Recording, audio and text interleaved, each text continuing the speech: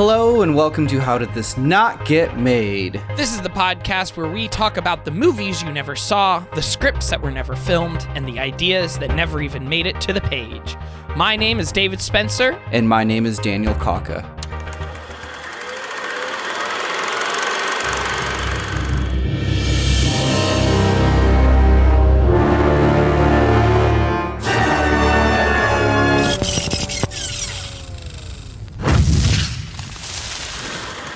And we are back for season 2. Yay! Huzzah! Took a little bit of a break to do some more research, get some more planning, but we are back and ready for some more movies and shows and other craziness. Yeah, turns out there is a lot of movies that did not get made.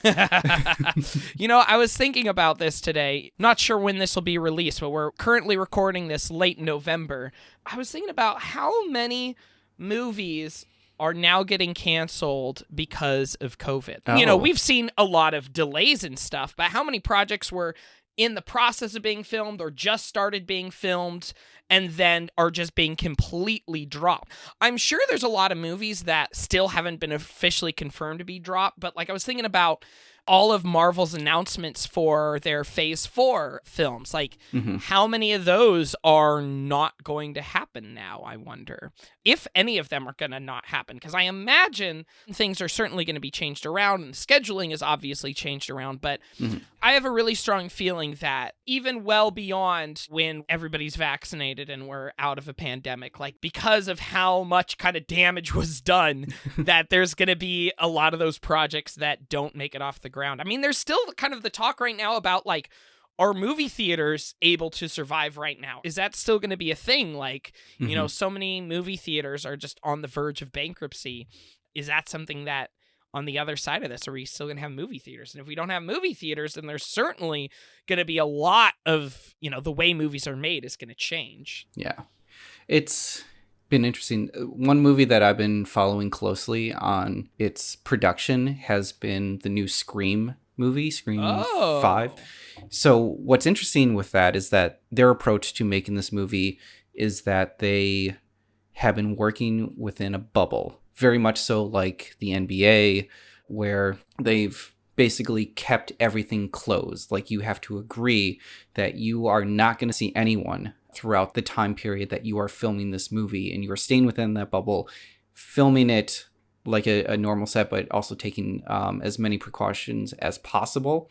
But it's been an interesting challenge. I don't know if you've been watching the newest British Bake Off at all. No, I haven't watched any British Bake Offs. So they had to do the same thing as well, where they all had to agree that as soon as they came to the tent, they had to isolate for 2 weeks, and then afterwards they had to stay within their bubble and not see anyone else outside of it. Like a couple of sports teams have been doing that. Yes. So the NBA has been very cautious about that, and probably been the smartest of keeping people safe as far as like that bubble goes. It's an interesting journey that Hollywood's going to go into. One of my favorite sitcoms just came back, Superstore, and of course they're filming in the time of COVID, and they're making COVID a very much part of the story. I mean, it's about people working at a big box store. You kind of have to make that a part of the story. Yeah. I haven't really looked into too much about like the process of filming that has been, and you know,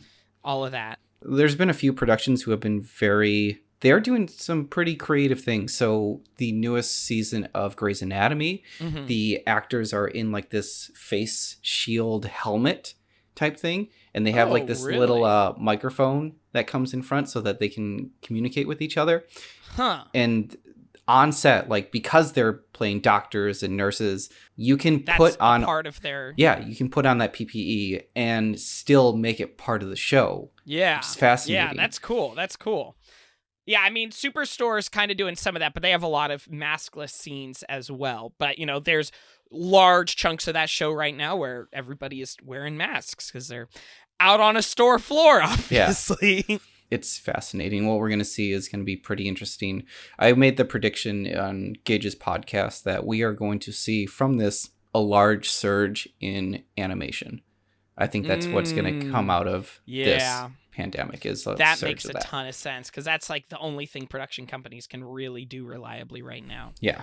And especially for like when Trolls 2 came out and that home release and became one of the most, if not is the most successful movie of 2020, because parents don't have to spend like hundreds of dollars to go to the theater. They could just spend $30 for the movie, which compared to what they would have to spend at the theater is next to nothing. Plus they can pause it whenever they want to. They have the comfort of home. They don't have to buy any of the concessions like popcorn that are way too expensive. Like, they have it made. And so that might be the eventual future of like, not really for movies in general, but especially for family oriented films. I think that's going to be the approach that they're going to be taking from now on.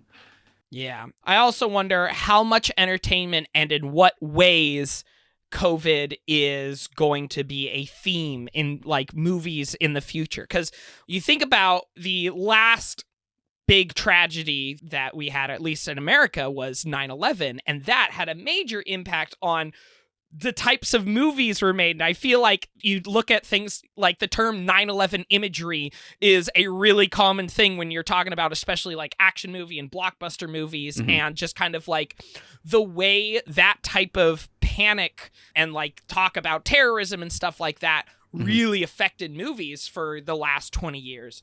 And so it's going to be really interesting to see like how a superhero movie isn't going to be COVID, but might do something with some sort of a pandemic-like feel, or at least that feeling of like a massive event like this. Like, if Endgame had come out 3 years from now, the sequence of 5 years later when half the people are gone, like that would have felt so much different, and I feel like, you know, may have even been handled differently. They might have spent longer in that time and longer in like the effects of that, because that is so analogous to the kind of destruction as opposed to a giant building falling over, which is the type of thing you would see in so, you know, giant sky beams. I feel like are so similar to the 9/11 imagery, but then this was a different type of thing. If the snap was not a massive giant building falling down, it was just everybody on the planet disappearing. Yeah. I really am probably not going to enjoy if everything is talking about COVID,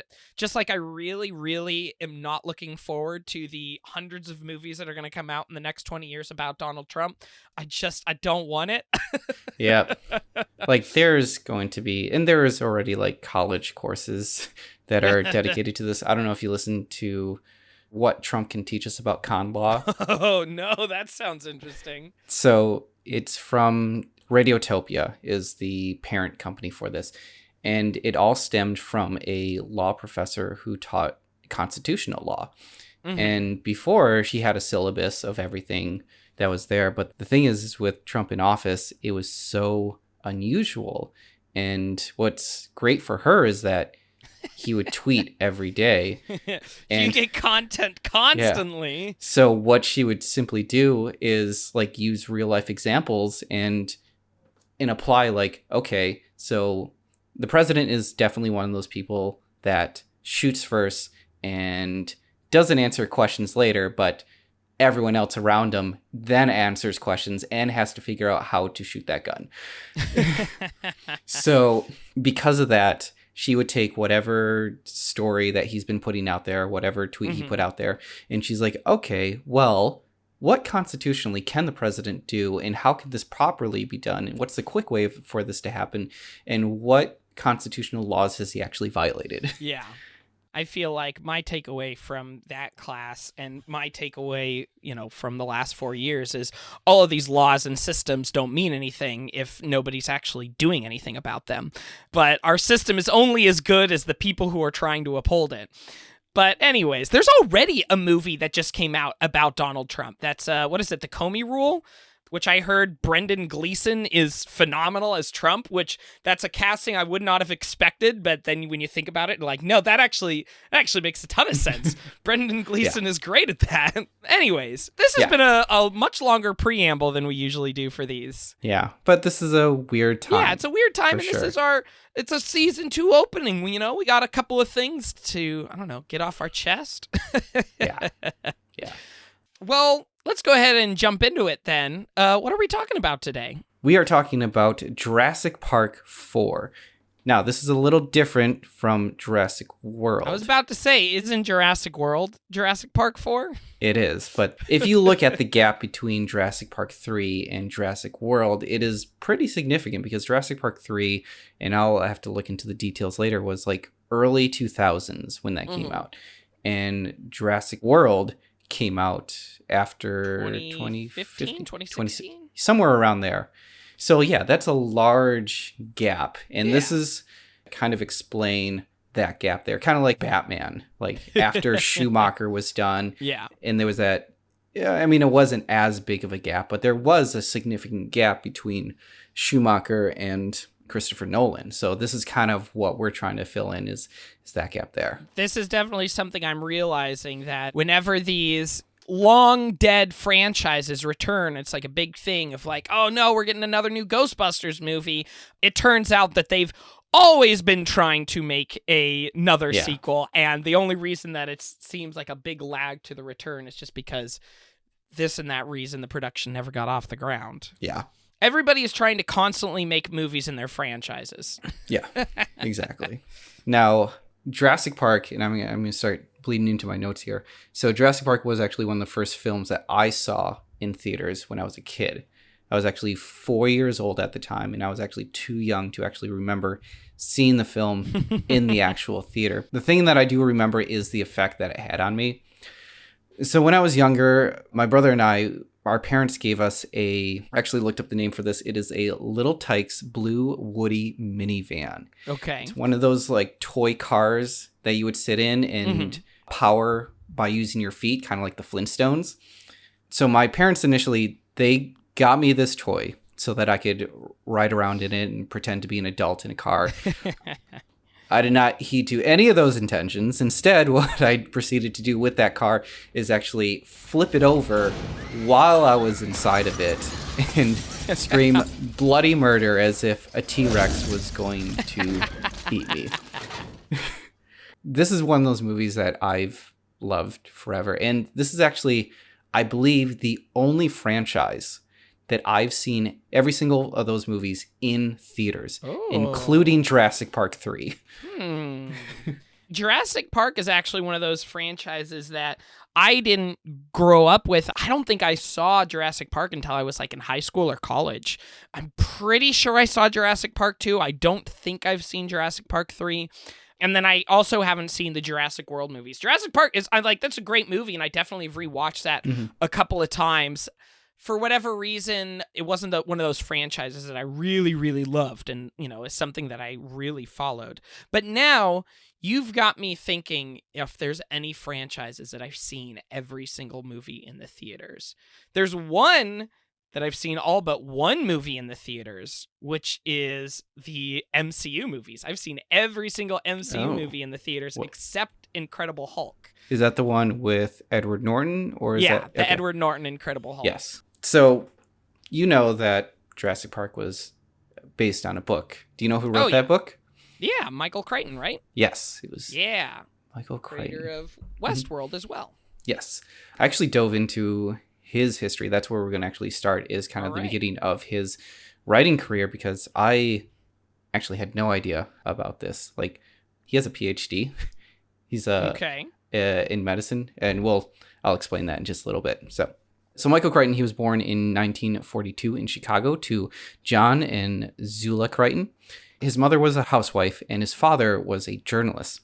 Now, even though he's a Chicago native, he spent most of his young life growing up in Rosslyn, New York on Long Island.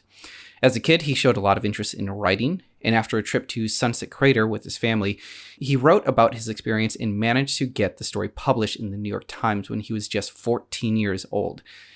My guess is that his dad made that happen through his connections as a journalist. But, I mean, still being published at 14 years old in anything is still pretty impressive. Yeah, absolutely. In the 1960s, Michael Crichton enrolled in Harvard College to study literature and writing.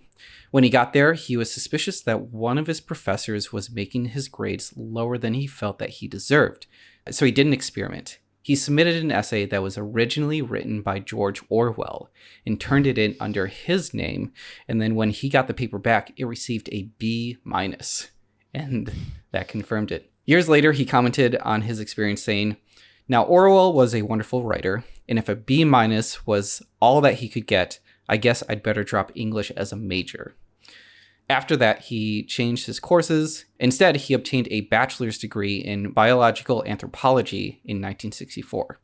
From 1964 to 65, he received a Henry Roswell Shaw Traveling Fellowship and was a visiting lecturer at the University of Cambridge in the United Kingdom in 1965, where he taught anthropology.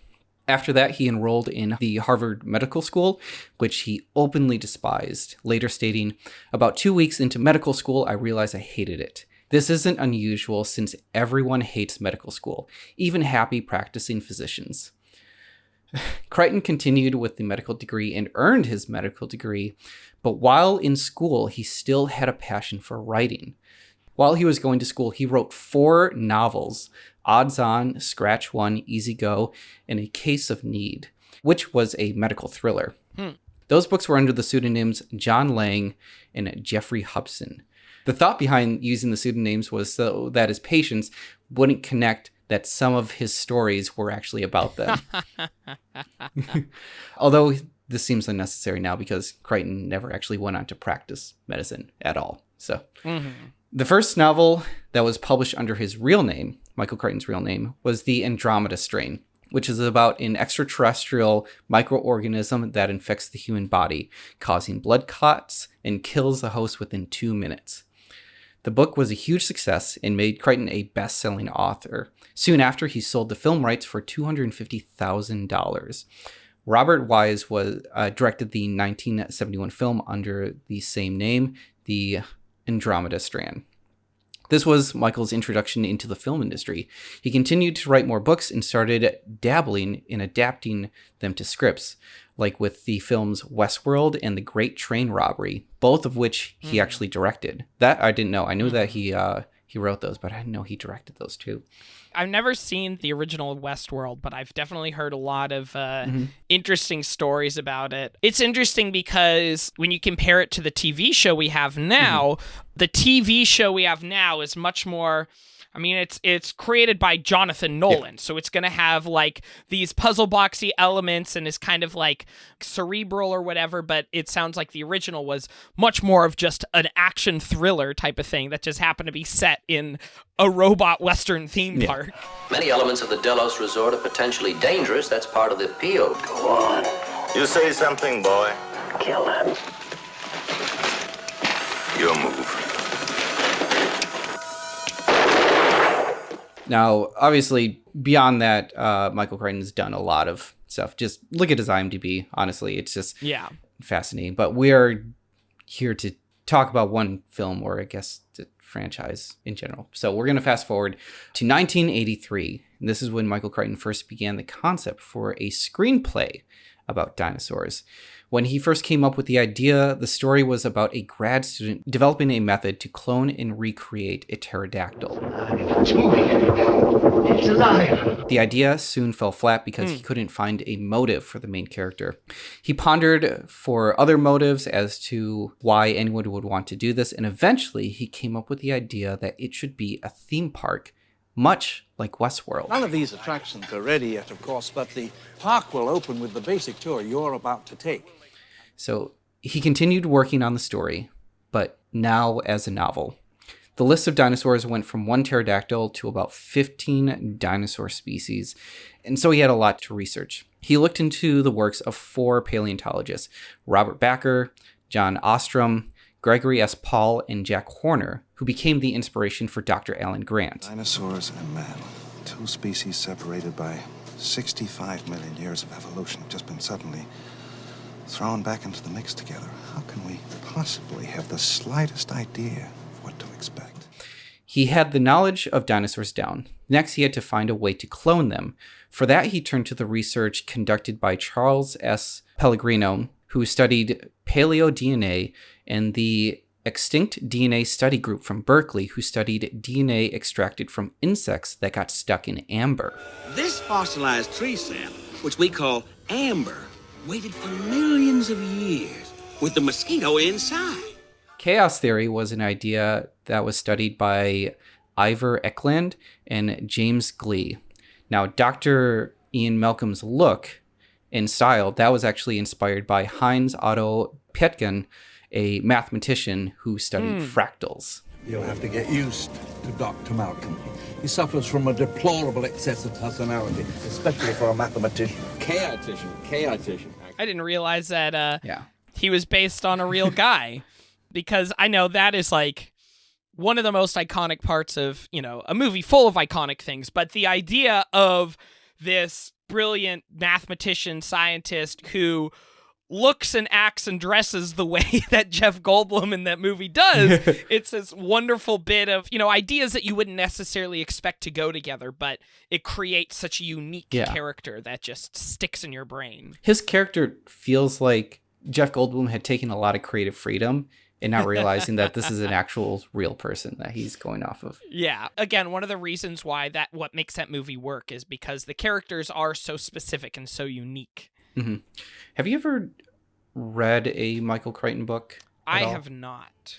Okay. So I've read through Jurassic Park twice, and I've read another book. I was in, I think, high school at the time. It was called Prey, about these nanobots. Now, the thing is with Michael Crichton is that he is very methodical, I think.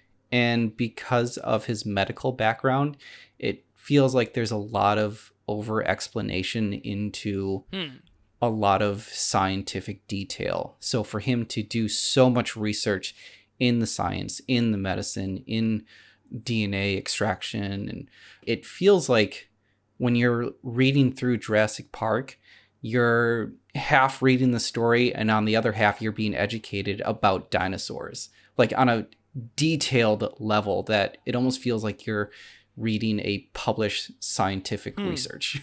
Actually, dinosaur DNA is somewhat easier to extract by this process than mammalian DNA. The reason is that mammalian red cells have no nuclei, and thus no DNA in their red cells. To clone a mammal, you must find a white cell, which is much rarer than red cells. But dinosaurs had nucleated red cells, as do modern birds. It is one of the many indications we have that dinosaurs aren't really reptiles at all. They are big, leathery birds. I mean, it makes sense, like his studies in anthropology and in the medical field, and like it totally makes sense for him to have that scientific mind. It's kind of like how Aaron Sorkin's family is all lawyers, so of course half of his work is set in a courtroom. Yeah. It's interesting, though. If you get a chance to go through Jurassic Park, I would highly recommend it. Mm-hmm. But there are some parts where the movie Jurassic Park, it's very much like action. Anything that's scientifically explained is done so... explained to you with a cartoon character. Yeah. Using sophisticated techniques, they extract the preserved blood from the mosquito and, bingo, dino DNA.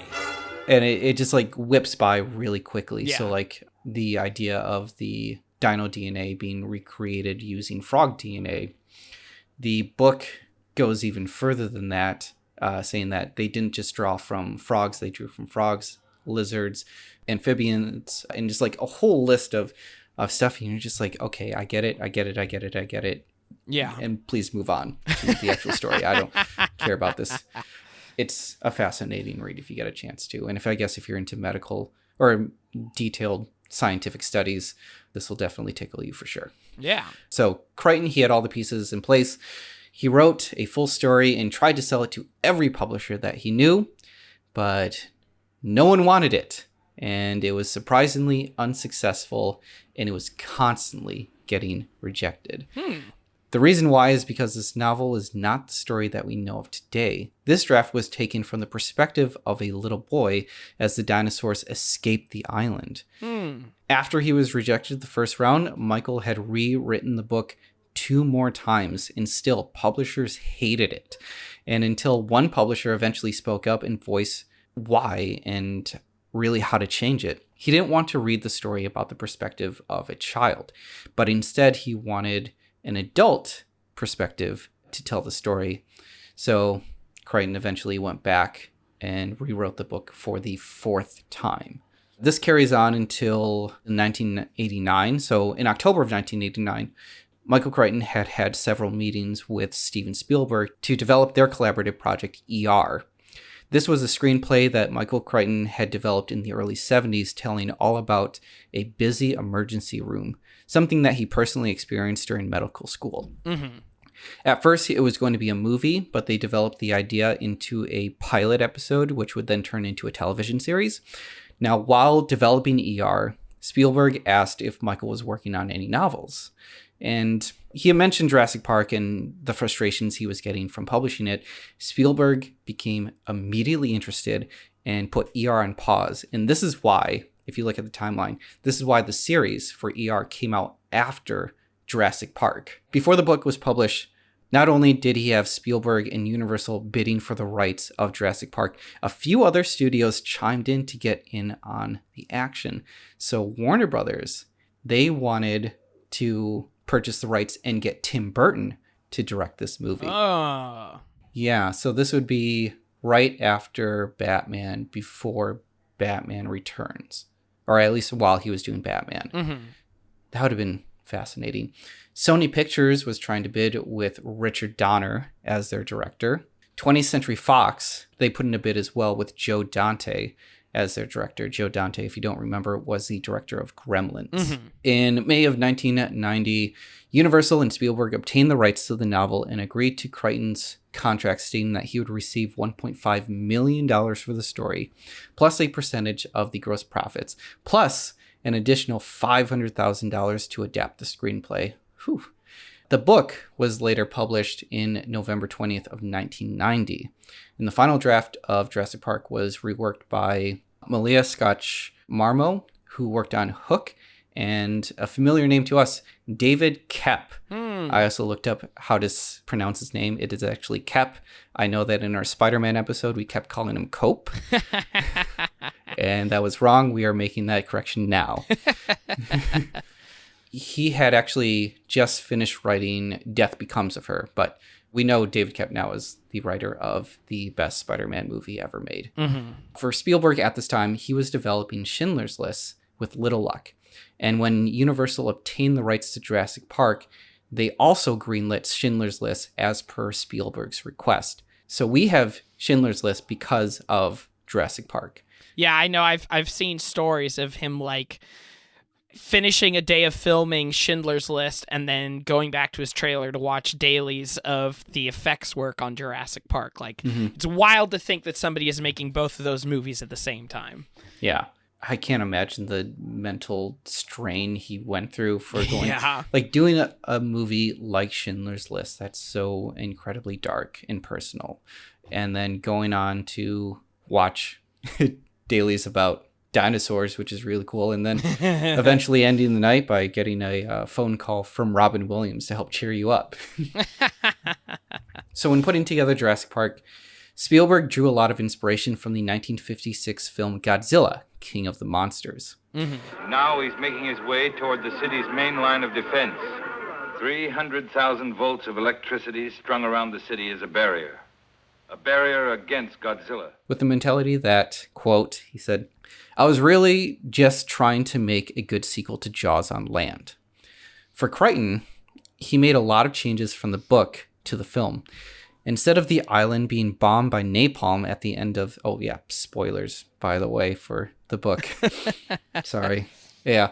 Instead of the island being bombed by napalm at the end when the dinosaurs were out of control, they instead put in the idea that the dinosaurs were doomed from the beginning. And that's why bringing in Jeff Goldblum with the chaos theory, that's the reason for his character, is to better explain like why this whole place just fell apart.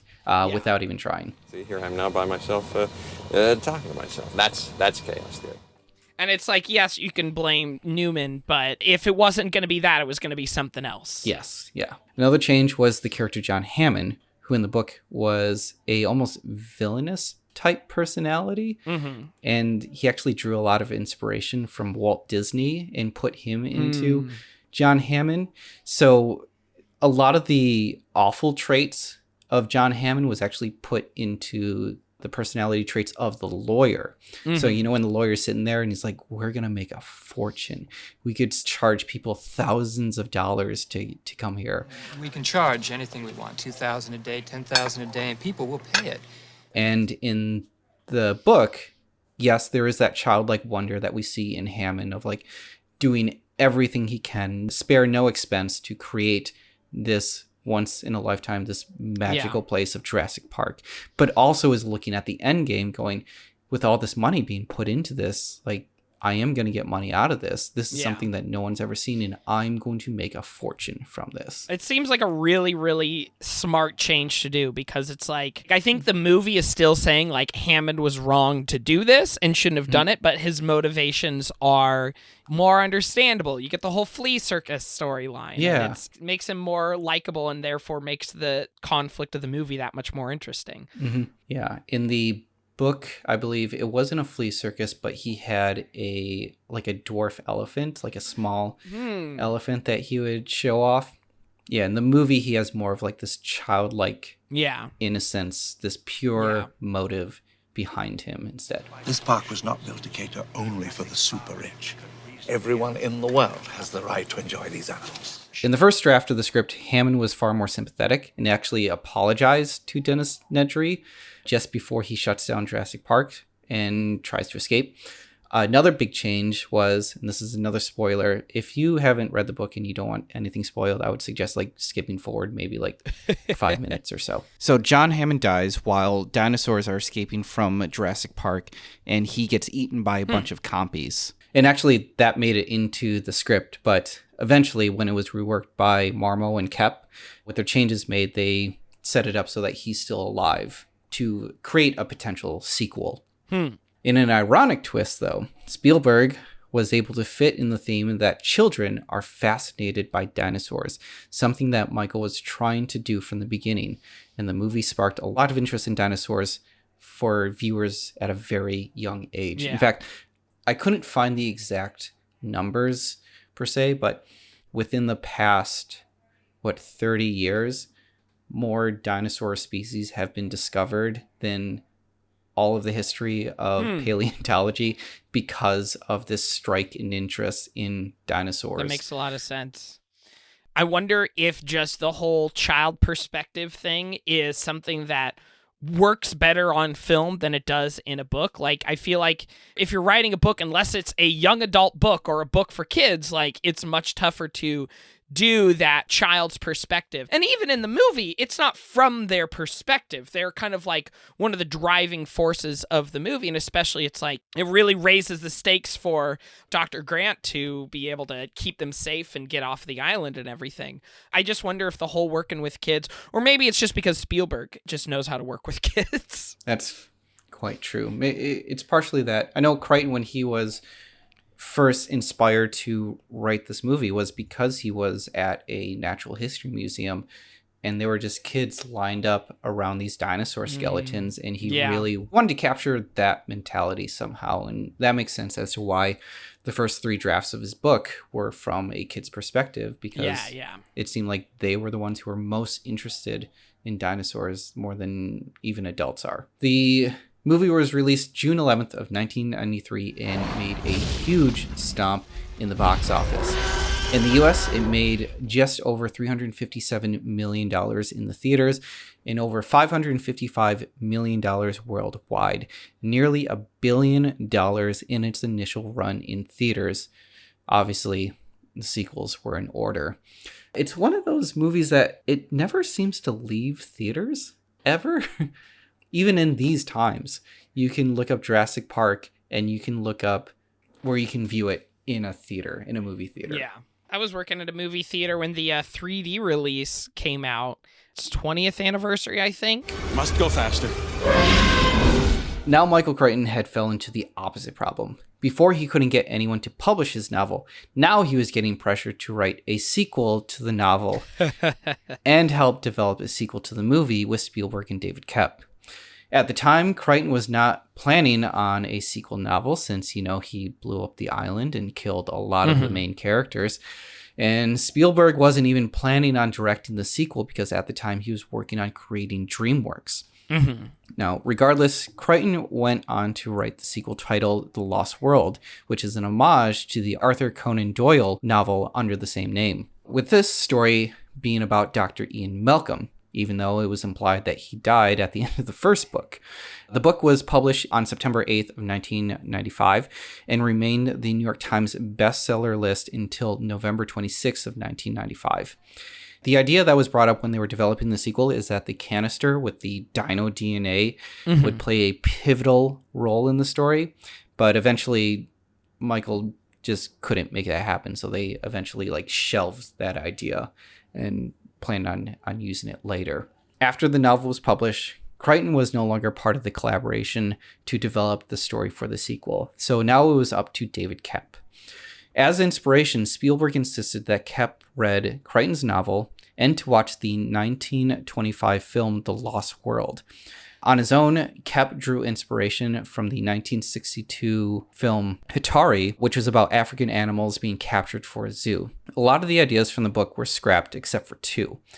There was a second island where dinosaurs roam free, and then a two-part trailer hung off the side of the cliff while being attacked by Tyrannosaurus Rexes. A few of the ideas were changed from the novel. There was going to be a rival company called Biosyn, which I actually think is a real company now. They were going to go to that island and capture those dinosaurs, but instead they changed it to there being two competing InGen teams, which ended up in the movie, which, thinking back to it, it's like, but why would... I know that InGen was being bought out, but Hammond still had a say in a lot of what was going on. He sent in a research company or someone to shut all this down while another part of his company is trying to capture these dinosaurs to create a zoo. It was weird. Yeah. Yeah. Competing companies makes more sense in my head. Yeah. They were also reimagined a lot of the characters as well. First, they got rid of Biosyn's leader, Louis Dodgson, who got reimagined as Peter Ludlow, who managed to buy out InGen in the beginning of the film. InGen is my responsibility now, Doctor, and I will jealously defend its interests. Your responsibility? What about Mr. Hammond? There was a film equipment engineer, Doc Thorne, who was replaced in the movie with the character Eddie Carr. I loaded it with the enhanced venom of Conus purpuracin, South Sea cone shell. Most powerful neurotoxin in the world acts within a 2,000th of a second, which is faster than the nerve conduction velocity. So the animal's down before it even feels the prick of the dart. Is there an antidote? What do you mean, like if you shot yourself in the foot? Don't do that. You'd be dead before you even realized you had an accident. Two characters added to the movie were Roland Tembo. All I want in exchange for my services is the right to hunt one of the Tyrannosaurs. A male, a buck only. How and why are my business. Now, if you don't like either of those two conditions, you're on your own. So go ahead, set up base camp right here, or in a swamp, or in the middle of a wreck's nest, for all I care. But I've been on too many safaris with rich dentists to listen to any more suicidal ideas. Okay. And Nick Van Owen. Hammond told me these people might show up. I thought we'd be finished by the time they got started, but in case they weren't, he did send a backup plan. What backup plan? Me? Which was a reference to David Koepp's favorite song, Roland and the Headless Thompson Gunner, by Warren Veron, in which he says, since Roland is a mercenary in the song, that seemed like a good name for the hunter for hire in our movie. While I was at it, I thought it would be fun to make his nemesis last name Van Owen, like the song. There was a scene that they tried to keep in that eventually got cut out. A number of characters were attempting to outrun a bunch of raptors while they were on motorcycles, which eventually we got to see in Jurassic World with Chris Pratt. So that's where that idea came from, was from the Jurassic World novel. In the novel, there were two kids, Kelly and Arby, that accompanied the group. In the movie, they eventually condensed that down to the character Kelly, who was going to be a grad student at first, but later turned into Dr. Malcolm's daughter. I'm your daughter all the time, you know. You can't just abandon me whenever opportunity knocks. Gee, that hurts my feelings. Did your mom tell you to say that? Something that was borrowed from the first Jurassic Park novel was the people dying from the compies. Do you remember the compies? The compies? Yeah, they're like the little dinosaurs that jump up and eat the little girl. Oh, yeah, I think so. Yeah. In the first book, some of the characters died when they were attacked and eaten by a flock of, I have the actual name here for them, but they were the Procomsignathus. Oh, man. But they're known in the book as compies for short, which they had used on the little girl in the opening scene. Mommy! Daddy! You've got to come see this! I found something!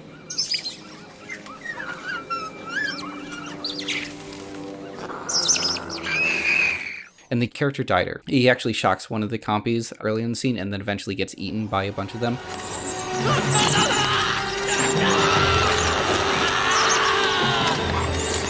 The first scene with the little girl. Now, darling, don't wander off. For God's sake, leave her alone, Deirdre. Sweetheart, we'll play with your ball. When she gets attacked while the family's actually on the island, that scene was actually from the first novel, when they are first discovering that a bunch of these compies are escaping the island or like escaping the facilities of Jurassic World. Another scene that was borrowed from the first book that was put into the second movie was the characters hiding inside of the waterfall, and the T-Rex goes through the waterfall and starts attacking them. Part of the reason why they couldn't do that in the first movie is because of the limitations of the dinosaur itself. So we famously know the T-Rex to like push over the car with its head and roll it over. In the book, the T-Rex just simply clamps down on the car with its jaws, picks it up, and just throws it over the fence. Oh, wow. Yeah. That would have been much harder to do at the time, I'm sure. Yeah. On film. And I know they ran into so many problems with that dinosaur because, one, they decided to do it while it was raining. And this thing is made out of foam rubber. So whatever initial weight it had, you're also adding onto the weight of all of this water. And this T-Rex is absorbing water like it's a sponge. I knew something was wrong with the T-Rex when the T-Rex was suddenly actually shaking the way you shake when you're cold. And the T-Rex would actually just sit there and vibrate like that. And suddenly all the stands, kids would run in with big chamois he used at the car wash, and they're slapping the rain off the T-Rex and trying to dry it off. Having that thing try and go through a waterfall just sounds like it's even worse. Yeah. Two early ideas that producers Colin Wilson and Gerald Mullen came up with was to include pterodons. That's the flying pterodactyls, flying dinosaurs. There was a scene where Malcolm escapes from the raptors by hang gliding off of a cliff and then has to encounter a few pterodons. There was another scene where there was an aerial battle between a group leaving Isla Sorna by helicopter and then get attacked by a flock of pterodons. They consulted the paleontologist Jack Horner about this, and he wasn't a fan of that idea. And he's like, no, it's not a good idea. So there was a debate on whether or not to have the T-Rex run loose in the city, debating if the scene would be believable or not. This was an idea that Spielberg thought could be fleshed out more in the third movie, but decided to include it weeks before filming began, knowing that he would most likely not be directing the next sequel movie. So he figured, like, we might as well give it a chance, and I'm not going to be able to do this in my lifetime afterwards. How will we find the adult? Follow the screams. And this was actually an homage to the Arthur Conan Doyle novel when a brontosaurus runs loose through the streets of London. The producers Colin Wilson and Gerald Mullen were still pushing the pterodons, but instead they got a small appearance at the end of the film, but eventually got a much bigger presence in the third Jurassic Park movie. So there's always been this idea that, and we're starting to see this now with Jurassic World, is that dinosaurs need to make it to the mainland. And now we're seeing it in Jurassic World Fallen Kingdom when the, you said you didn't watch. I have not seen either of the Jurassic World movies, no. But you can probably guess from the name that the park going beyond the island, and they're actually going through with this idea that dinosaurs are going to be on the mainland and they're going to be a big problem. The third film was actually directed by Joe Johnston. He had previously directed Honey, I Shrunk the Kids, The Rocketeer, The Pagemaster, Jumanji, and October Sky. My favorite previous credit of his. Did you know that he was the designer of Boba Fett? I did not know that. Yeah, Joe Johnston created Boba Fett. What? Like, at least designed the armor and everything. That's amazing. Yep. That kind of explains The Rocketeer now. Yeah, The Rocketeer in The Mandalorian, I think, first season, third episode. There's a moment like with all the Mandalorians coming in with their jetpacks, and then one gives that Rocketeer salute to him and then flies away at the end. That is an intentional nod to Joe Johnston and the Rocketeer, because Joe Johnston is the one who designed that armor. And that's amazing. They really need to get Joe Johnston to direct an episode of The Mandalorian. I'm surprised they haven't gotten him to do it yet. Right. After the first Jurassic Park, Johnson was really interested in directing the sequel, but never got a chance to when Spielberg stepped up to direct The Lost World himself. When it came to developing the third film, Spielberg expressed how busy he was and how difficult it was to make the first two, and that he would not be the one directing the third movie in the franchise. Joe Johnston threw his hat in the ring and got the opportunity to finally make a Jurassic Park film. Mm-hmm. On June 9th of 1998, Universal announced that there was going to be a third Jurassic Park movie in development, and it was going to be released in the mid-2000s. Again, Michael Crichton was asked to collaborate with Steven Spielberg to come up with the story, but Crichton did not get involved, according to Johnston. The initial idea was going to focus on Dr. Grant, who has been found on one of the Indian islands, and he's been living amongst the dinosaurs and actually studying the animals. But eventually this really didn't make sense in there, and they kind of explain it away in the third Jurassic Park. And it is in the rock that real scientists make real discoveries. Now, what John Hammond and InGen did at Jurassic Park is create genetically engineered theme park monsters, nothing more and nothing less. Are you saying that you wouldn't want to get onto Isla Sorna and study them if you had the chance?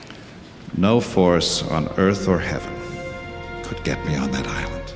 So they immediately explained that away, and I thought that was a really clever idea. Asked to write the film was Breg Rosenberg, who had previously written Hotel de Love and would go on to write a few episodes of Preacher and The Boys.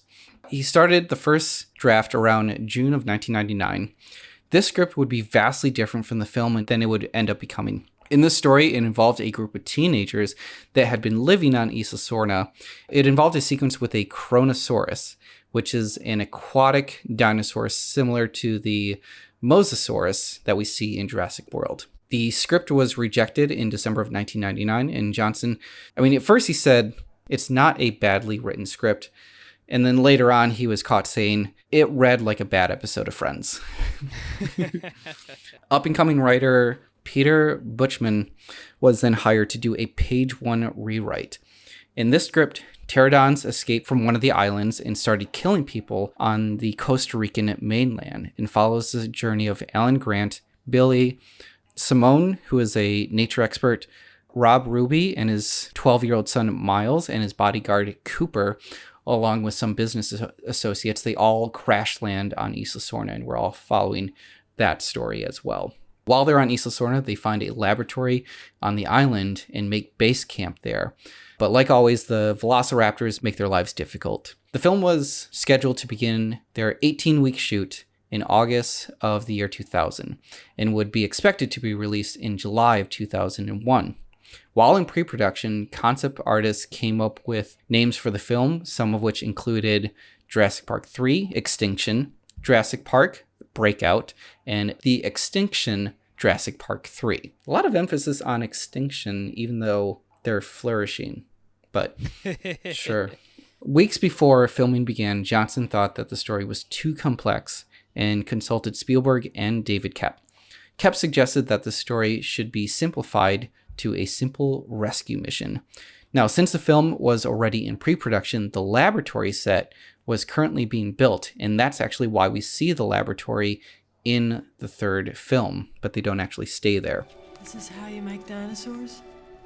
No. This is how you play God. Koepp did not write the third draft. Instead, Alexander Payne and Jim Taylor were hired to write the script in July of 2000. Payne and Taylor are co-writers who had previously worked on Citizen Ruth and Election, and would later go on to write About Schmidt, Sideways, I Now Pronounce You Chuck and Larry, and Downsizing. It's odd that they got a job rewriting what is essentially an action film, considering that they were considered for this film after they did a bunch of rewrites for Meet the Parents. Because of their previous film, Citizen Ruth, since that starred Laura Dern, they figured that they should bring Laura Dern into this and bring in the character Ellie for this film. So originally she wasn't going to be in it. God damn it! How come every time I want to do something, somebody tries to keep me from doing it? Why can't I ever do what I want? Butchman was brought back to make some changes, and writer John August was brought in to look over and make a few changes as well. For Payne and Taylor, they felt like their talents as writers weren't utilized. A lot of the comedy in the story was cut out, leaving in a lot of the action scenes. Jurassic Park III was not a big hit that they were hoping for, making about $370 million in the box office. This compared to The Lost World that made $620 million. And then this compared to the first Jurassic Park, which made about $1 billion. Mm-hmm. From what we've seen before, like with Batman, Superman, and Alien, it was definitely suffering from this franchise fatigue. Yeah. After making the third Jurassic Park and dealing with all of its difficulties, Joe Johnston was not interested in continuing the franchise. Although a rumor was going around that a fourth film was in the works, when Johnston was misquoted by saying, "Steven and I are discussing an idea for a fourth one," and I said, with heavy sarcasm, "I can't wait to get started on that." I guess whoever overheard me didn't pick up on my tone, but Steven Spielberg was not against the idea of a fourth film, even though Johnston just wanted out. In an interview with Starlog magazine in June of 2002, Spielberg mentioned the fourth Jurassic Park, stating, "We actually have a wonderful story that I think is the best story since our very first movie. In fact, I wish it were the third story instead of the fourth one." I feel like he's kind of throwing shade at Joe Johnston for a bit, but anyway. It came late, but it actually is the best story I've heard for a dinosaur movie since the Michael Crichton book. And I'm not going to tell you anything about it. My lips are sealed. Now, at this time, he hired William Monahan to write the script. He was an up-and-coming writer who eventually went on to write Kingdom of Heaven, The Departed, Oblivion, and a lot more. I just watched The Departed last night. Not for the first time. Just I hadn't seen it in a while and was on Amazon. Good movie. Anyways. It's a good movie, yeah. So, in this point in the franchise, they can't stay on an island anymore. Even Johnston had mentioned this, that the story continued, it would have to be about dinosaurs making it to the mainlands of the world, which he kind of alluded to at the end of the third film, implying that the pterodons would eventually follow them to the mainland. Where do you think they're going? I don't know, maybe just looking for new nesting grounds. He set it up so that he wouldn't have to make this anymore. And he's like, okay, what's a reasonable way? How can I just like lob this to the next director and say like, okay, well, we set this up for you so that you can bring dinosaurs into the mainland and not have to like fully explain how that happened. Mm-hmm. In Monahan's version, it would start with small dinosaurs arriving to the mainland of Costa Rica, which is kind of like how the first book started. It actually starts with a medical report of someone who actually got attacked. One of them got attacked by a raptor. There was another one where like a bunch of these kids were getting attacked by compies, and a bunch of like medical reports on that. So yeah, they make it to the mainland of Costa Rica, start attacking people. A group of experts are sent to the island to discover that they have been breeding at an uncontrollable rate, and they have to find a way to control and stop this from happening. Mm-hmm. The script was looking promising, and a number of actors were unofficially signing onto the project, including Sam Neill, Jeff Goldblum, and Richard Attenborough. Few actors that would have potentially been part of the cast were Keira Knightley, Jeremy Piven, and Emmy Rossum. Even paleontologist Jack Horner, he came on to be a consultant. The consultant for the first film in the Alan Grant inspiration, he was actually asked to come back to help develop this story. So they were serious about creating this fourth movie. Yeah. In May of 2004, William Monahan left the production and moved on to Kingdom of Heaven. To write the second draft was John Sayles. He is known for writing Lone Star, 8 Men Out, Brother from Another Planet, and Men with Guns. He's not too well known, but I mean, yeah, he's a successful writer. Yeah.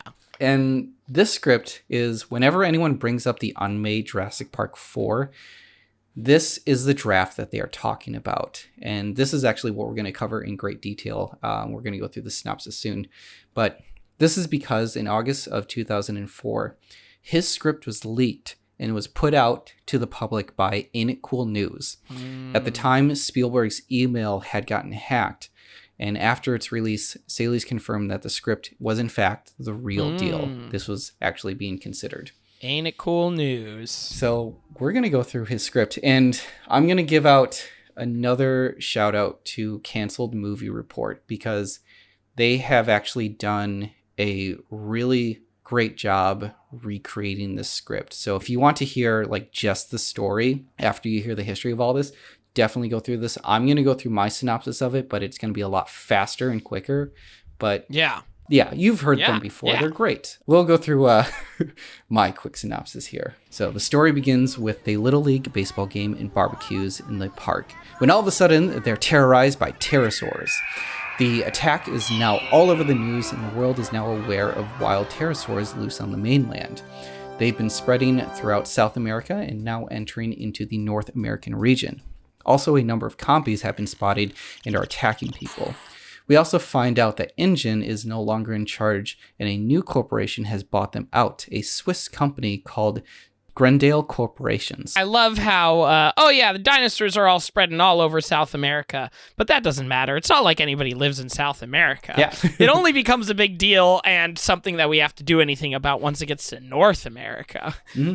And even still, people are like, I don't know if it's still real or not. I mean, I think if I saw dinosaurs on the news, there would definitely be a skeptical part of me at first before I thought that this was actually a real thing. Oh, yeah. I definitely have like a War of the Worlds type mentality towards this of like, I don't know if Orson Welles is behind this or not. We cut to a beachfront bar. Here we see our main character, Nick Harris, a veteran and soldier for hire who's watching the news. There he is met by Captain Overton, a bionic security guard who they served together prior to this. There he offers him a job. In the next scene, we see John Hammond talking to Nick as Hammond is explaining how he wanted to change the world with his dinosaurs and instead earn the title of being the most sued man in the world. Hammond is offering Harris a job to help rid the dinosaurs that are invading the mainlands of the Earth, and tells him that the best way to eliminate these creatures is by introducing a neutered creature into the population to avoid the breed from spreading. In this, he calls it a Judas strain. The reason why Hammond is seeking assistance with the plan is because the UN is adamantly against this plan and is seeking other ways of eliminating this invasive species. The problem they have is that they don't have the DNA or the embryos to create these sterile creatures that they would need to find them. He tells him about his former employee, Nedry, attempting to steal the embryos when they were testing out the tours on Isla Nubar, and that container has never been found. But as of now, Isla Nubar is now owned by Grendale Corporation, and he lets him know that Captain Overton will be helping him with this mission. Harris eventually agrees to this job. Nick is on a fishing boat with Overton, making their way to Isla Nubar.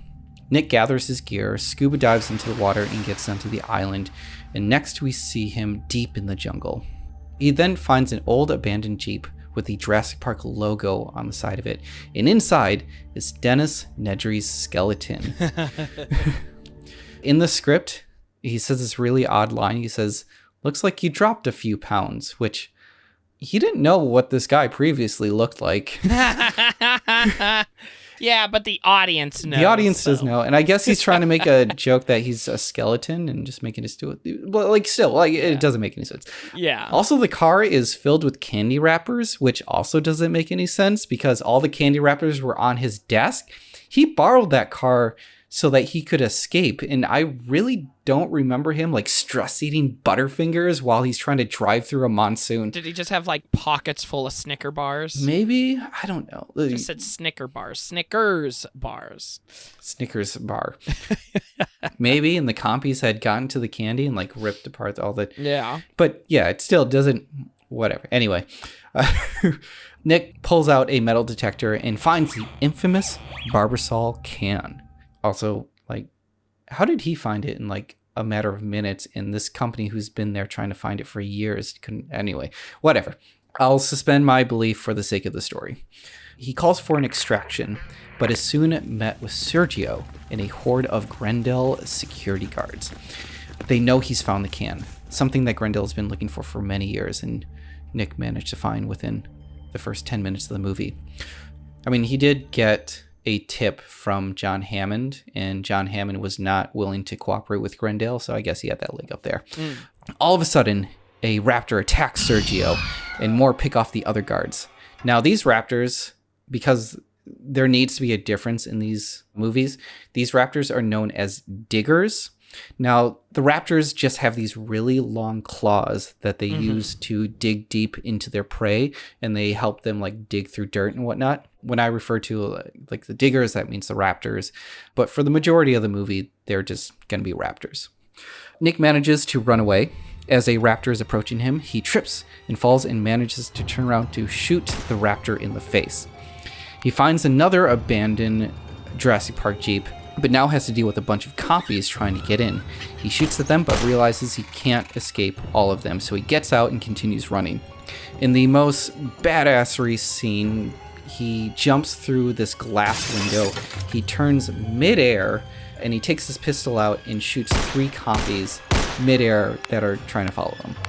And he hits the ground, he's safe, and he finds himself in these staff quarters and finds a map that will guide him through these underground tunnels that'll make its way to the power station. All of a sudden, a raptor jumps through the window, which he previously crashed through, and Nick begins to run. He makes his way into the tunnel and shuts the door behind him. He makes his way towards the end of the tunnel and finds himself face to face with 3 Dilophosaurus, aka the Spitters, the ones that go after Nedry. He finds 3 Spitters in front of him. He turns around to find 4 more that are behind him. He shoots at the Spitters and jumps up into the pipes that are above him and kind of walks on top of the tunnel while the Dilophosauruses attempt to get him. I'm not really sure how that would work, but sure. I'm sure they would find a way to make it work. One of the Spitters grab at his leg, and Nick tries to shoot, but he's out of bullets, so he throws the gun at the Spitter's head and knocks him loose. He finds the door and runs through it, shutting it behind him. He finds himself on the beach. Behind him, the Spitters face off with some of the raptors that have come into the tunnels as well. Nick manages to run through a hole in a 12-foot high fence, but his bag, which is carrying the can in it, gets snagged against it. Just then, a raptor attacks the fence. Nick has to reach for the bag and get the Barbasol can and manages to succeed. Nick runs for the water, dives in where there's a plane waiting for him. Meanwhile, the raptor is digging under the fence. It gets loose and tries to get after Nick, and unfortunately, raptors cannot swim, so he's safe for the moment. The plane that he's swimming towards is actually currently circling through the air, and the pilot actually drops down one of those rope ladders for him to like grab onto and like fly away, when all of a sudden a Kronosaurus leaps up out of the water and takes out the plane, which sure, yeah, that works. The plane crash lands onto the beach, but the pilot is still alive, so he swims out to Nick when suddenly chomp, the Kronosaurus eats the pilot. Then a helicopter appears. It lowers its rope. Nick grabs it. They pull him up.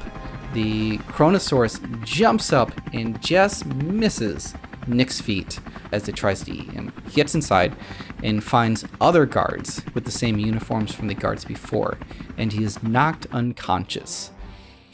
Nick wakes up in the helicopter. The Barbasol can is in possession of the guards. Nick lunges for the can, causing it to fall out of the helicopter. He jumps into the water. He grabs the can and makes his way to shore. I don't actually know where this is, and the script wasn't too clear on it, but they're basically somewhere else that is not Isla Nubar anymore. But I'm guessing Costa Rica is where they are. But he is now being chased by the helicopter on a populated beach. The copter gets so low to the ground that the blades start to slice at the sand.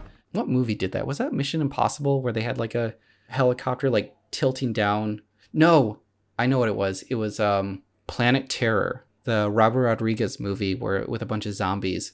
So they actually had a scene where a helicopter tilts its way down, and to get rid of the horde of zombies, it uses its helicopter blades to take him out. That's where I've seen that before. Okay, he's getting chased by the chopper. Blades are slicing at the sand.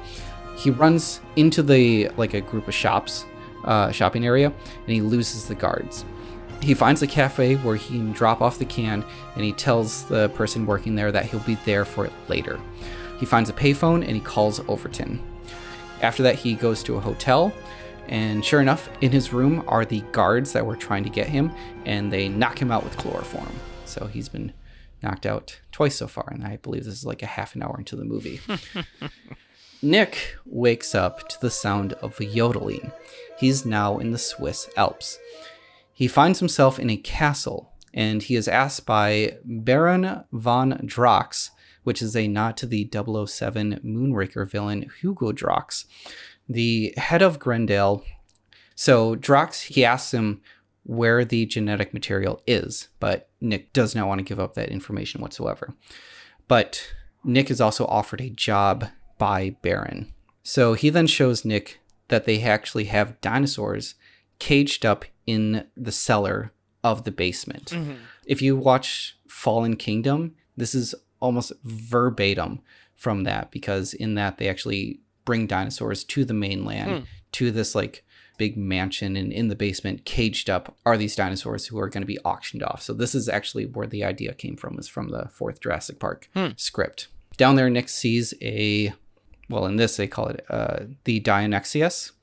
So I don't know if you know why Crichton decided to use raptors instead of Dinosaurs instead. Do you know about that? No, I don't know the story. Okay, so raptors are a more fun word to say. Yeah, raptors are a much more fun word to say, but actual velociraptors are about the size of a chicken. Okay. They're still a carnivore, but they're not as vicious. They're more closer to compies than they are the actual raptors that we know of in our head. Mm-hmm.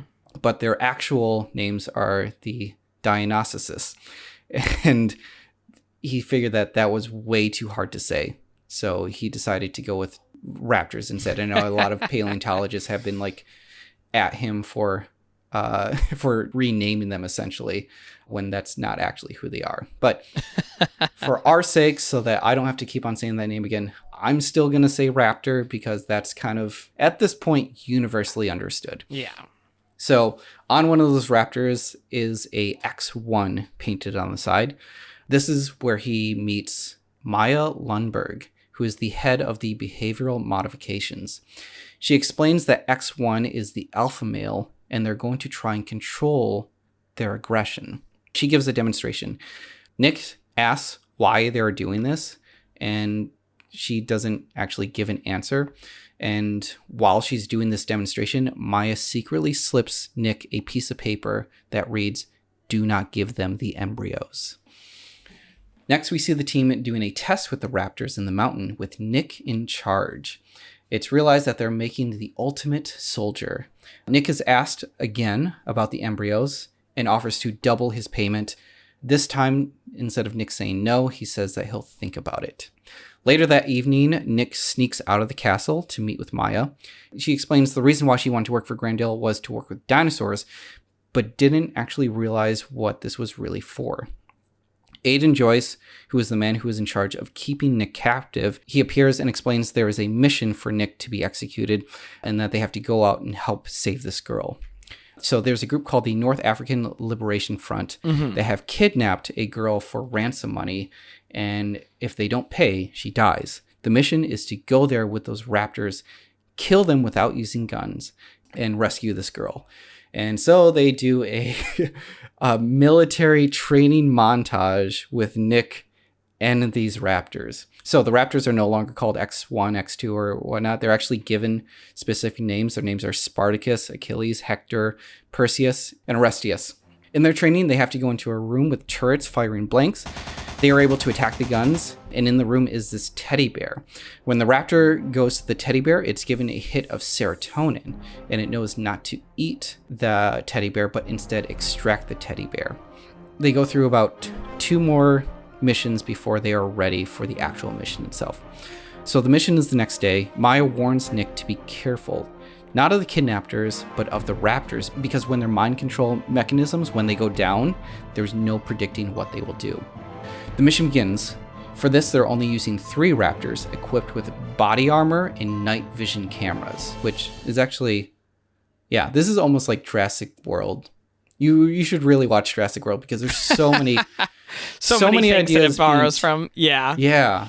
They all surround this house. Spartacus manages to climb the fire escape and positions himself on the second floor. The kidnappers are inside playing cards, and the girl is tied to a chair. Nick gives a signal to the raptors to camouflage somehow. I was kind of confused by that. They somehow hide or something like that. Nick and the raptors attack all the kidnappers. Nick finds the girl, and the mission is a success. The raptors are shut down. And now for the real mission. I guess this was like a test mission to see if they could do it, but yeah. For the real mission. So there's a character whose name is Pepe Angular, who is a drug kingpin in Latin America. In their main headquarters, there are many prisoners used for ransom. Many of them are relatives of politicians.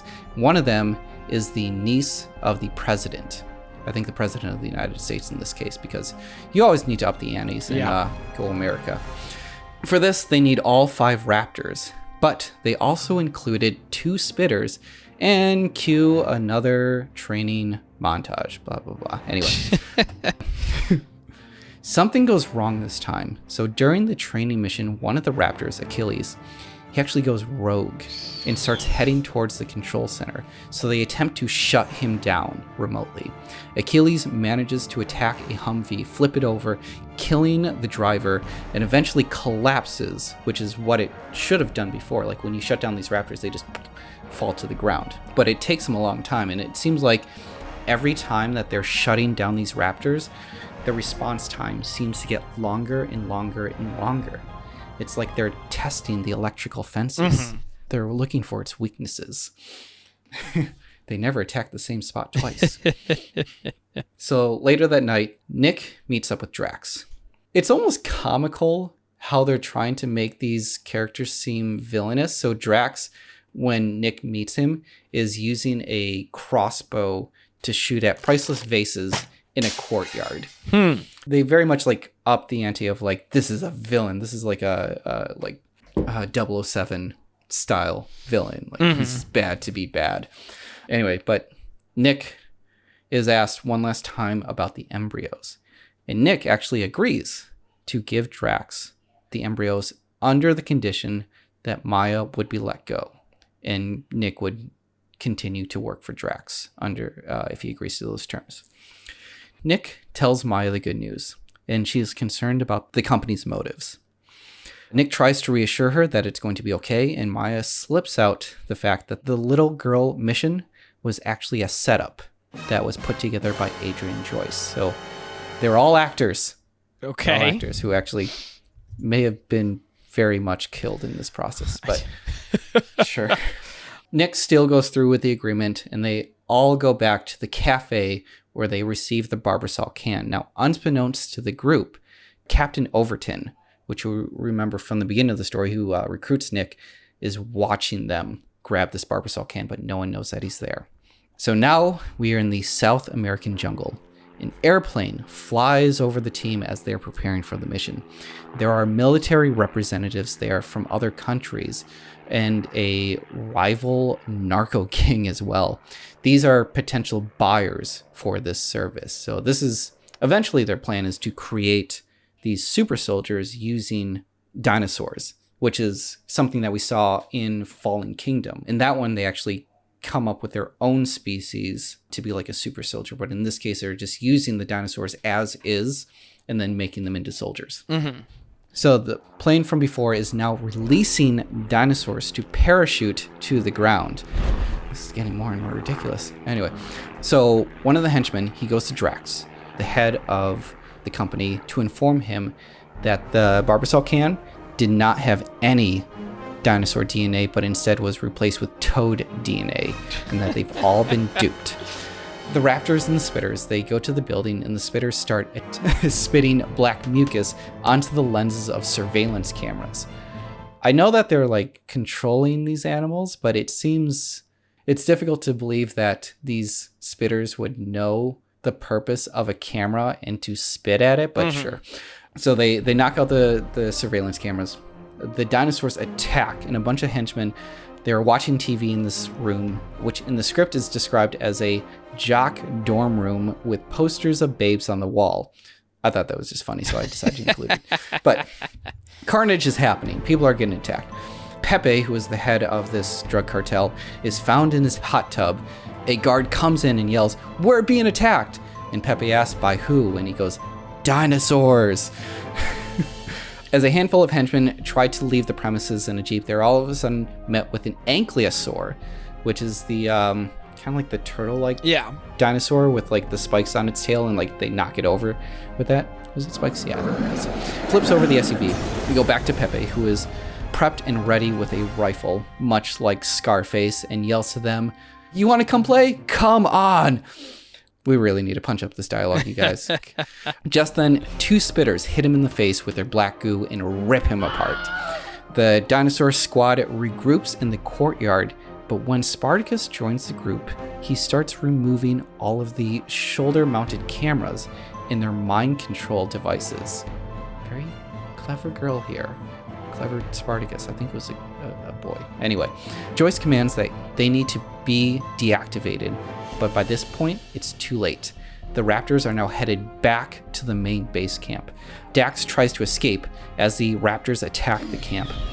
He's in this Jeep with a henchman driving, but Spartacus catches up to him, rips a hole in the ceiling, rips the driver out of his seat, and the car crashes into a tree. Drax gets out, begs for his life, but then we see Spartacus and a bunch of other dinosaurs close in on him and eventually tear him apart.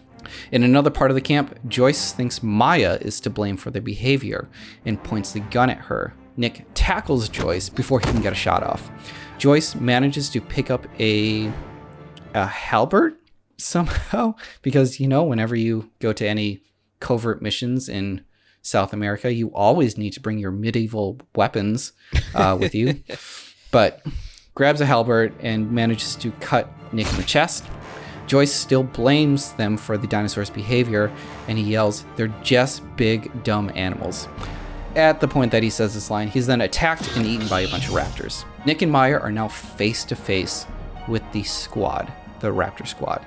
They manage to maintain eye contact with them so they don't seem like a threat. One of them gets close to Nick and sniffs him, turns around, and they manage to leave them alone and then start to do other carnage to the camp.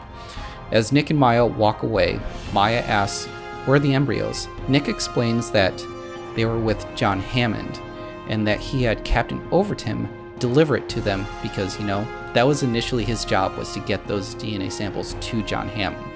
And he managed to do that with Overton, which is why he was there in the cafe when the group grabbed that canister in the first place. We then see another character, his name is Sherman, hiding in a tree when a pterosaur lands on a branch next to him. He then realizes that he's pretty much fucked in this situation. A bunch of more pterosaurs land in the tree and devour him, and that's the end of the movie. All right. I can't say that this is a movie that I would be into. It's just a lot of like action tropes that I just feel just not that interesting. Like, I mean, first of all, whenever you have the hero of your story be this military guy, I like feel like there's very few movies like that I'm into.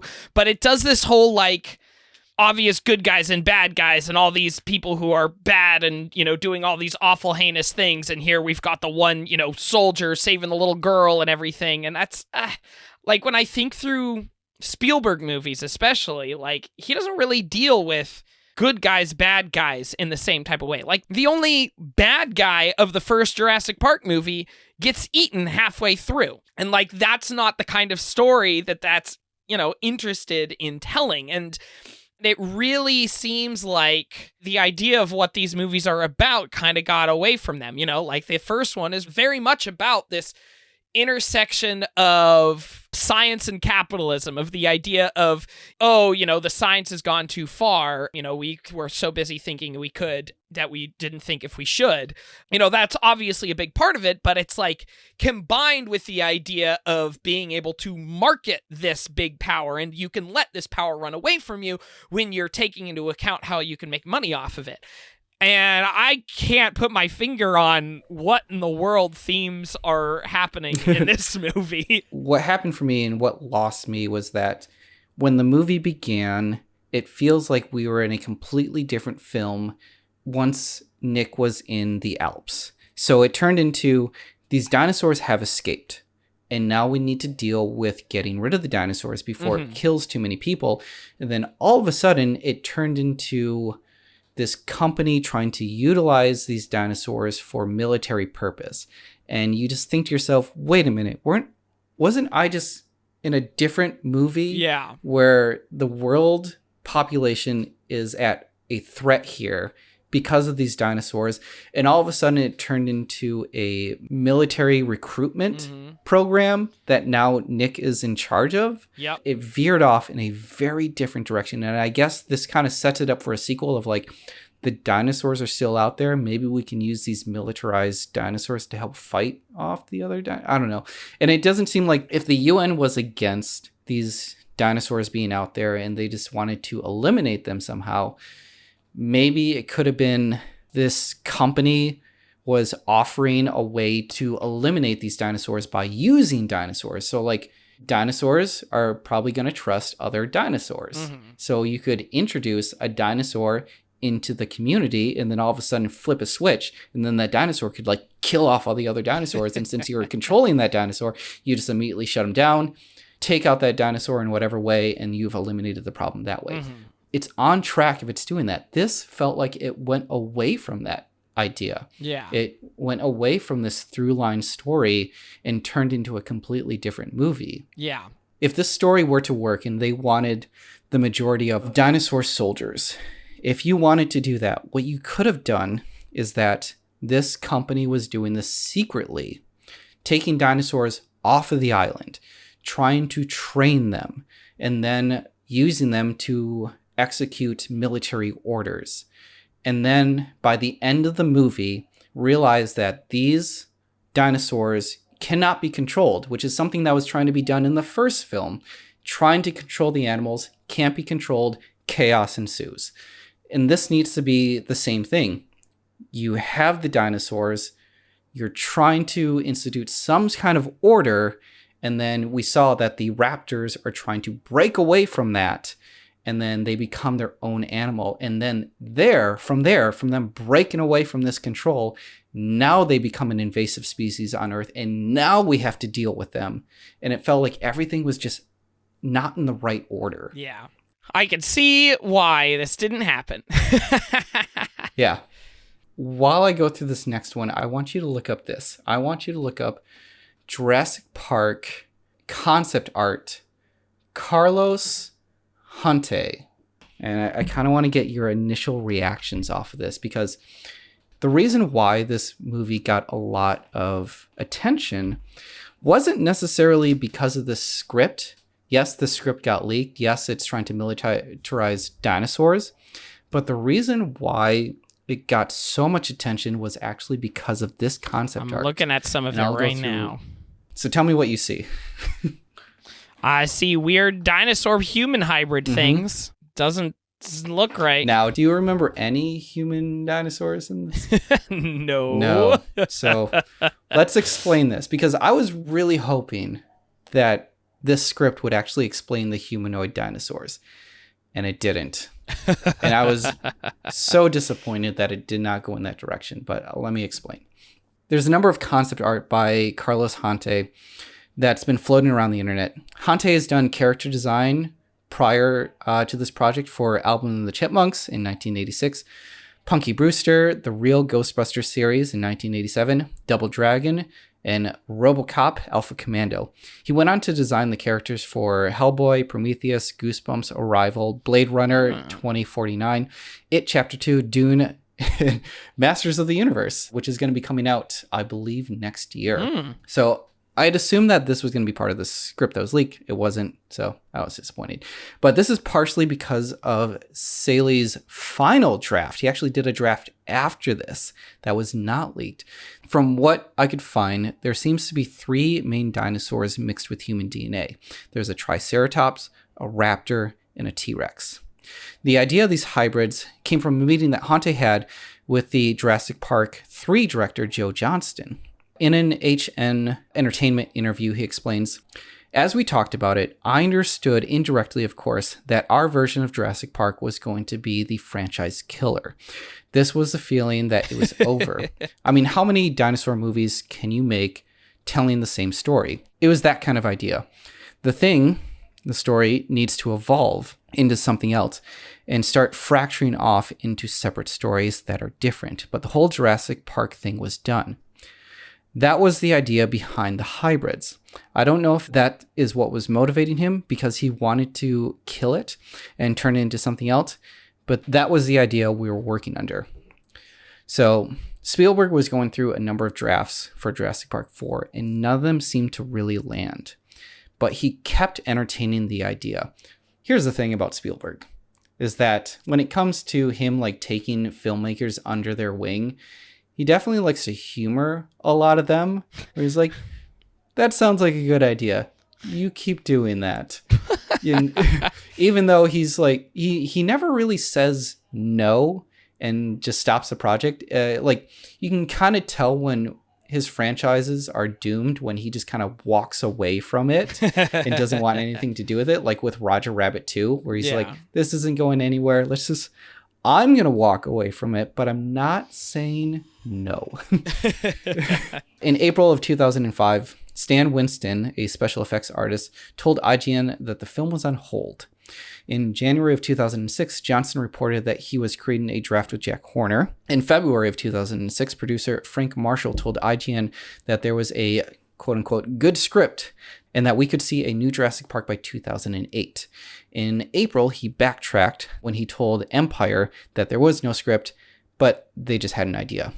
In 2010, Jack Horner released a book called How to Build a Dinosaur that was meant to be a tie-in with Jurassic Park IV, but elements of that can eventually be found in the Jurassic World series. The fourth Jurassic Park seemed like it was indefinitely in development hell until Mark Predesovich. He wrote The Cell, Poseidon, I Am Legend, and Thor. He pitched the treatment for Jurassic World. Spielberg was very happy with the Jurassic Park story, and it seemed new, but still grounded in the original idea, which is humans try to manipulate nature, nature eats them. Writers Rick Jaffa and Amanda Silver, who had previously done Eye for an Eye, The Relic, and they did the Planet of the Apes series, both Rise and Dawn of the Planet of the Apes. Mm-hmm. They were brought on board in January of 2012 to help flesh out the script. During this time, Brad Bird was trying to convince producer Kathleen Kennedy to hire Colin Trevorrow, who had previously done Safety Not Guaranteed. He wanted him to actually direct Star Wars The Force Awakens. Now, Kennedy Wait, had did you already... say Brad Bird was trying to convince... Brad Bird Kathleen Kennedy? was trying to convince Kathleen Kennedy... What did Brad Bird have to do with this? I mean, he's a producer all around. I'm guessing it was just more of like, hey, there's a great director over here.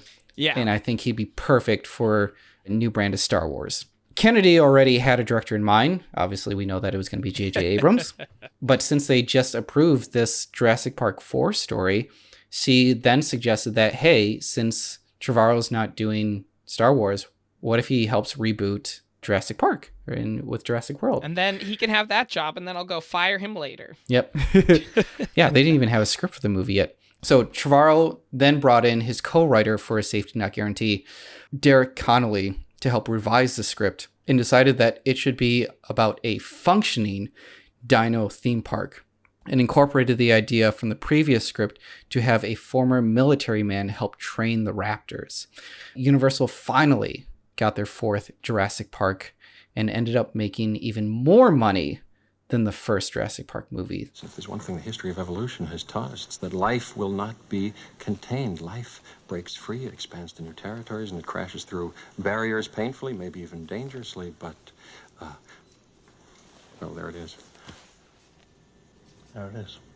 I don't know if I want to recommend Jurassic World. I think after listening to this, after listening to Canceled Movie Report, it's interesting to see how they weaved in the ideas into it, but I wouldn't recommend Jurassic World as like it's a good movie to watch. It's one of those movies that I have absolutely no interest in watching. I wouldn't be opposed to watching it, but I don't think I would ever go out of my way to watch it, which means I'll probably never end up watching it. Yeah.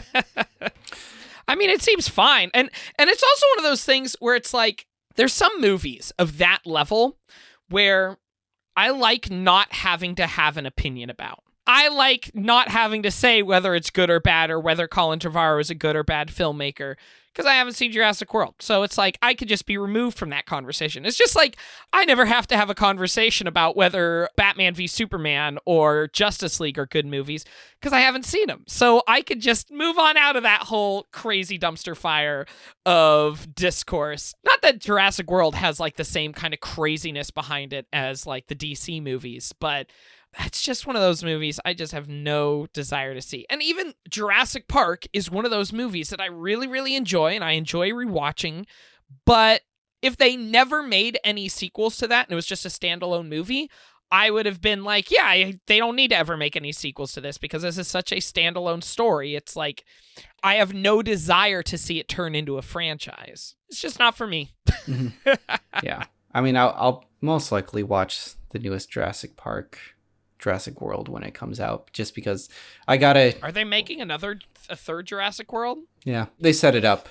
Actually, similar to how I wanted this fourth movie to end up, where they brought dinosaurs to the mainland. Instead of them going through like this military training and all that, it was the idea that these dinosaurs had the potential to be militarized instead. Mm-hmm. And they were auctioning off dinosaurs to the highest bidder. And in the process of trying to auction off the dinosaurs, that's when they escape. And now they're in the real world. And that's kind of how Fallen Kingdom ended. Mm-hmm. So it sounds to me like, this third Jurassic World movie is going to involve, dinosaurs all over the earth and kind of spreading and, almost like a pandemic of dinosaurs. Yeah. And we're going to get some of that COVID imagery. Yep. Yeah. It might end like the World of Worlds, where, the thing that eventually kills them off is some disease that they never expected because they're not from this time. Yep. Yeah, that makes a lot of sense. We'll see what they do. As far as the Jurassic World series go, it's been disappointing, and maybe just because of how big of a pedestal we put this on. I think part of the amazement of the first Jurassic Park is that we have never actually seen a dinosaur on screen. At least something that is that impressive. Yeah. Much of the allure of like the Muppets per se was like, how did they do that? A lot of the early special effects prior to, or even in the early ages of computers, was like, how did they do that? And now we're at a day and age where basically anything is possible. You can make Thanos now, and that character is completely CGI'd. So in a world where anything is possible, I can see why it is now so difficult to wow an audience. And you really need to rely on a good story and not have that wow factor of like dinosaurs, because we've seen dinosaurs. We know what they look like. We know that they're ferocious, but how do you actually put in a good story into that? The idea of just dinosaurs for the sake of dinosaurs isn't enough.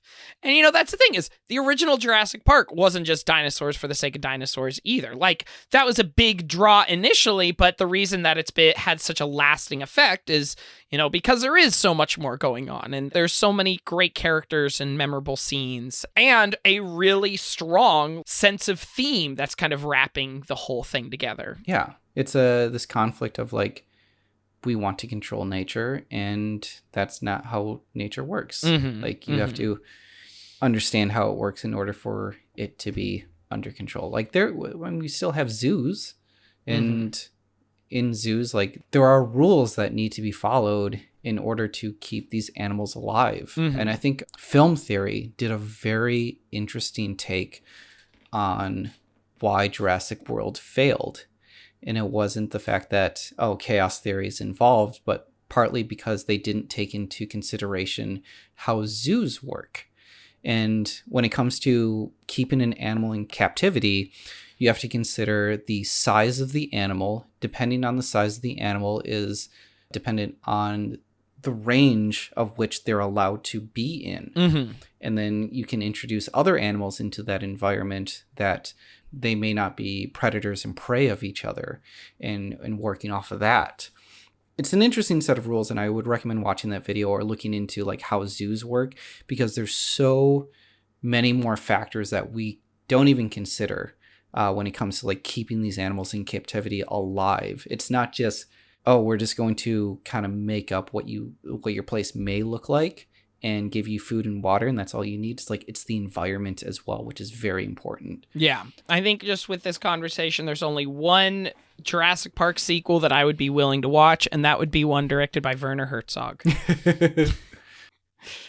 He would make just his whole man versus nature ideas would make for a very interesting movie about dinosaurs. Should we start that campaign? Yeah, Werner Herzog, Jurassic Park. All right. Well, do we have any other final thoughts on this story? No. I think we've come to the conclusion that we probably don't want to see this made. It's a crazy story for sure. It's not a good story, and we can have other dinosaur movies. We just need to stop making it Jurassic Park movies. Yeah. More My Boyfriend's a T-Rex. Mm-hmm. Yeah. Or Velocipaster. Yeah, exactly. Yeah. All right. Well, I guess it's going to go ahead and wrap us up. Thank you, everybody, so much for listening. Make sure to check out our website, pipedreampodcast.com, where you can find other shows like Come On Fahookwapods, Escape from Walt Disney, and more. Yeah, and you can find all of our past episodes and send us emails. What is that email address again, Dan? It is notgetmade@gmail.com. notgetmade@gmail.com, and find us on social media at HDTNGM. We are also on Instagram at How Did This Not Get Made? Something that I forget to do, and maybe because we never did this on Weird Alphabet, is that please rate and review the show. Yes, thank you. It helps us get discovered. I think we had quite a few people rate us already, but awesome. If you haven't gotten a chance to, if you can't support us, just because I know this is a difficult time, especially with COVID, a free way of supporting us is rate and review. Yes. And if you do want to support us financially, we do have a Patreon page for the Pipe Dream Podcast family that helps pay for our feeds and other expenses. You can join our $2 tier, where you get a special monthly show from a rotating cast of Pipe Dream hosts and some other goodies. For the $5 tier, you get access to all of the notes that we take for this show. Yes. And other bonus things. I know we did like the emails episode we put up early on Patreon and sort of things like that. So yeah, go check us out. Find the link to that at our website, pipedreampodcast.com. Yeah. Thank you, everybody, so much for listening. And don't make Jurassic Park 4 unless it's with Werner Herzog. Ba, ba, ba, da da da da da da. Man, that song just reminds me of work after working at Universal.